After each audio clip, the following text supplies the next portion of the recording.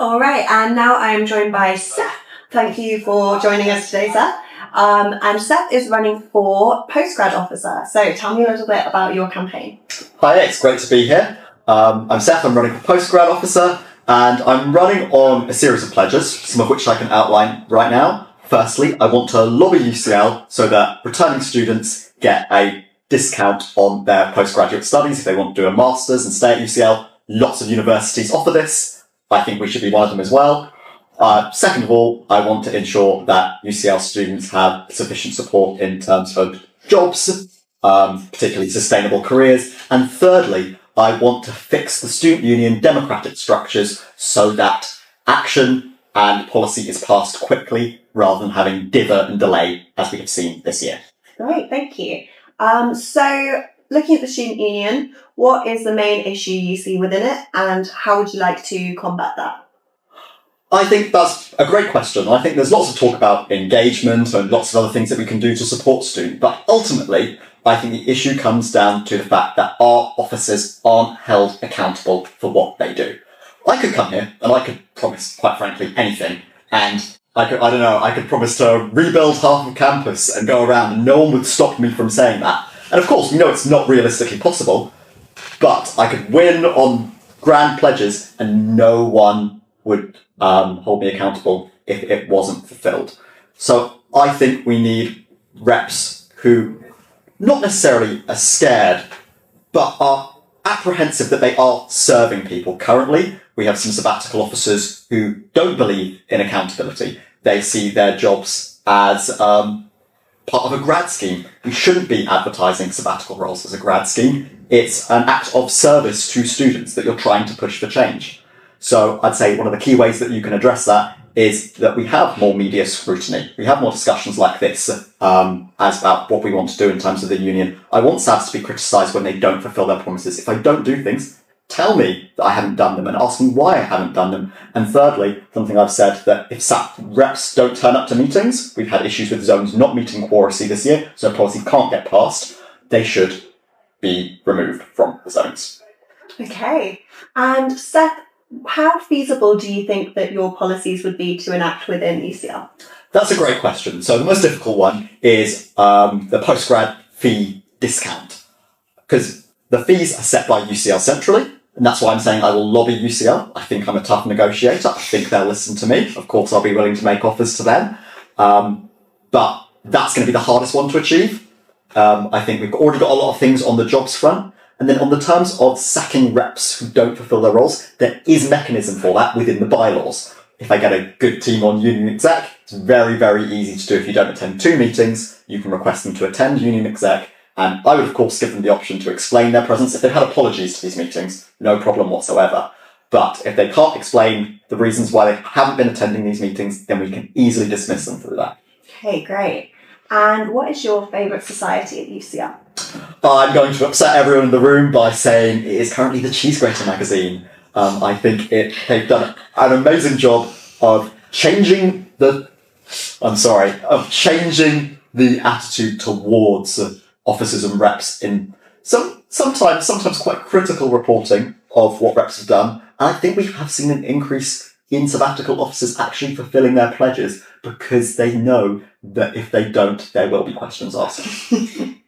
All right, and tell me, Seth, what does being postgrad officer mean to you? Being postgrad officer means quite a bit to me. I think generally being a SAB means that I'm in service of the students. It's an act of public service. And I think postgrad is such an important role because lots of these people, they're only here for 1 year. So if the union structures, if officers aren't clear about what they're doing from day one, by the time you've fully understood what's going on in the union, you're leaving. So it's about making sure that you're in clear communication with students, boots on the ground, not jetting off to random places as part of our budget, but actually having an officer who is there and accessible to students is really important. That's what I would want to be. Great, thank you very much. So what is your biggest qualm with the Students' Union right now, and how would you like to tackle that? As I said, I believe there is a bit of a distance. There's a lack of bridge between the students and the sabbatical officers, the office bearers.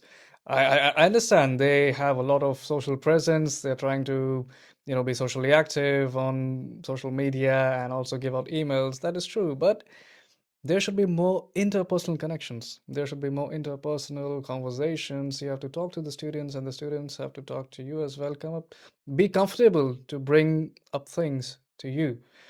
Basically, be more approachable and be ready to hear them and be ready to tackle whatever situation they are dealing with. So be more approachable. That's my key, and that's my goal, which I'm going to work towards it. Great. Yeah. And tell me, how feasible do you think that your points that you want to implement will be? It's totally feasible because it is practical and it is needed. For example, I talked about the housing situation for accommodating the students. Isn't it the biggest necessity of coming to London and studying in UCL? And since we have got the private players and organizations providing such kind of accommodations, it's only fair that the UCL steps in and leverage its position and partner deal with them.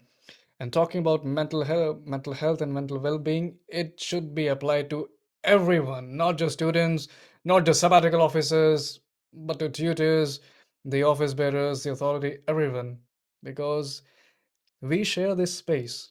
We share this space to learn, to grow, and it should be healthy and welcoming and warm for everyone. And they should feel comfortable sharing their thoughts, opening up to each other, and the other person has to be receptive as well. So, building the environment in such a way that people bring out the best in themselves. I see. It really affects your efficiency. It's not just, reading the coursework that brings out the grades. Come on. It's how fulfilled or satisfied you feel while working towards your goal. Okay, thank you. And Kanishk, tell me, what is your favorite society at UCL? All right, being an engineer, it might sound surprising that I'm interested in History Society a lot. Wow. I love history because we get to learn the most from our history. We look at our past incidents, we see how people took decisions and what their consequences and outcomes were. And that, I believe, is the biggest teacher. We learn from the history, right? To act upon it in the future and build a better future for ourselves and our peers as well.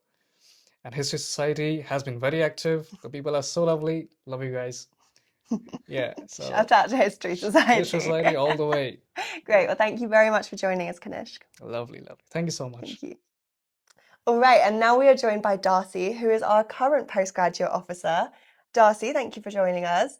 And tell me a little bit about your campaign. Yes. Hi everyone, I'm Darcy. I'm the rerunning SAP, so I'm the current postgraduate officer. This year I've always been sorry, can I ask a bit about your campaign? Sorry.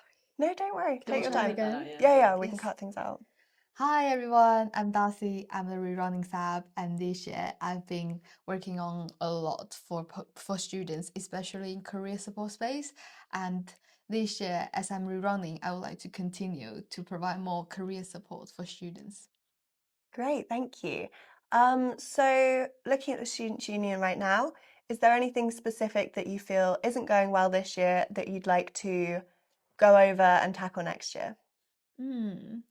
Well, I think from my perspective, I think the postgraduate engagement rate can still be having a bit of boost.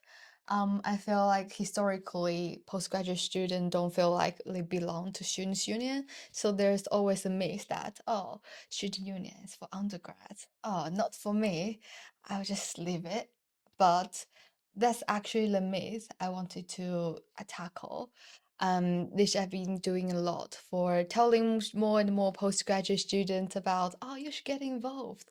You should involve our club and societies. There's so many fun things to do. You can get involved with the volunteering, make friends, like-minded friends, and also we have a lot of offering for postgraduate students this year, especially an initiative called Community Research Initiative. It's completely for postgrad. It's the only offering at the student union we have simply for postgraduate students. And a lot of offerings we are targeting at research students as well. We really wanted to make our students union more inclusive for postgraduate student body. And I've always been campaigning for that, telling people about all the benefits, all the advantage you can have by getting involved. Working on something that I've been working on is building that community for research students. For so long, research students don't feel belong at all because they don't have lecture to do. They just come to the campus, come and go. They don't really have somewhere to hang out. It's really an issue. And I've been providing a lot of social events for them, completely free. We have social sports and something up to their valley. So I can say that there are more and more research students finding their friends, feeling more of like part of a community. That really warms my heart. Okay, thank you. So, how realistic do you think it will be to implement these changes within UCL?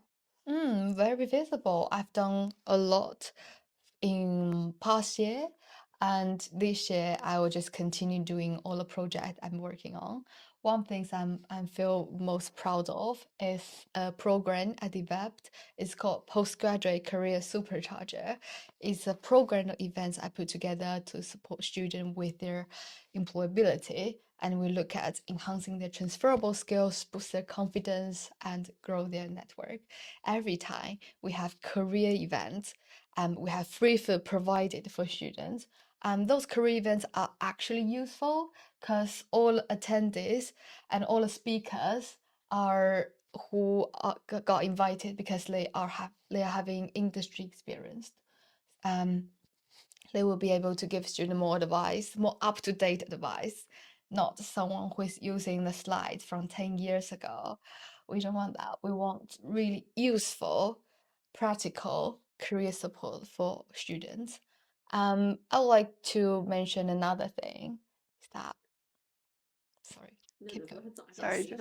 I My think it might bad. have been me. Sorry, just My, I- sorry. no, Yes. yeah. If you want to just repeat what you were just that last bit that got a bit. Yes. Where was I? As the slides, I think. Oh yeah. Yeah, the slide. And also I'm really keen on supporting women students, and we have career events, career panel talk, particularly for women students. We want to empowering them more, empowering girls. I see. Cool. So tell me, Darcy, what is your favorite society at UCL? Ooh, my favorite one.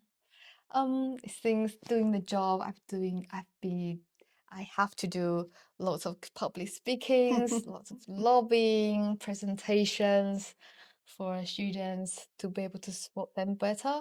I would say my favorite is public speaking society. You guys have my heart. Oh, great. Thank you so much, Darcy. Thank you for joining us. Thank you.